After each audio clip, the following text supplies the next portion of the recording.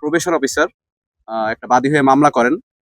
তো সেই মামলার পরিপ্রেক্ষিতে আমরা ছায়া তদন্ত করি এবং মোস্ট ইম্পর্টেন্ট ব্যাপার হচ্ছে যে ওই ঘটনার সঙ্গে সঙ্গে আপনার ২ জন আসামি জেলা পুলিশ নরসিংদী কিন্তু সঙ্গে, সঙ্গে আটক করে। কিন্তু মূল যে হোতা যিনি ছিলেন ফারজানা আক্তার লতা তিনি হচ্ছে পলাতক ছিলেন। তো এই কয়দিন পরে আমরা তথ্য প্রযুক্তির সহায়তা এবং ছায়া তদন্ত করার পর আমরা তাকে নারায়ণগঞ্জের রূপগঞ্জ থেকে খাস কামালকাঠি নামক একটা জায়গা থেকে আমরা তাকে মানে গ্রেপ্তার করতে সক্ষম হই আরকি। তো এটা সিপিএসসি নরসিংদী টিম খুব এবং র‍্যাব 11 এটার পিছনে আমরা অনেকদিন ধরে লেগেছিলাম যে যখন থেকে এই ঘটনাটা ঘটে। তো খুব দ্রুত গতির সাথে দ্রুততার সাথে আমরা তাকে আটক করতে সক্ষম হই।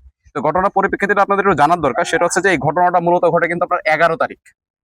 ১১ তারিখ ঘটনা ঘটে এবং ১৪ তারিখে আপনার এই ঘটনাটা ভাইরাল হয়। তো এর ভিতরে অপর যে ২ আসামি ছিল, সেই আসামি তাদের এই যে ভিডিওটা ডিলিট করার জন্য বিভিন্ন রকমভাবে তারা কথাবার্তা বলছে এবং বলার পরে যখন এই ভিডিওটা মানে আপনার ভাইরাল হয়, তখন কিন্তু পুরো বাংলাদেশ জুড়ে একটা ব্যাপক আলোচিত একটা ঘটনা তৈরি হয়। তো এই ঘটনা নিয়ে আপনার হচ্ছে যে মামলাটা হয় সেটা হচ্ছে আপনার ২০১৩ সালে যে শিশু আইনটা আছে আমাদের ৭০ ধারা আইন ৭০ ধারাতে মামলা হয়।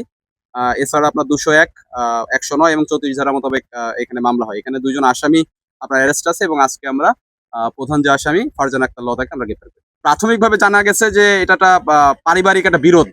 পারিবারিক বিরোধে তিনি এই ঘটনাটা ঘটায় এবং তিনি স্বীকারও করছে যে তিনি ভুলক্রমে এটা করে ফেলছে।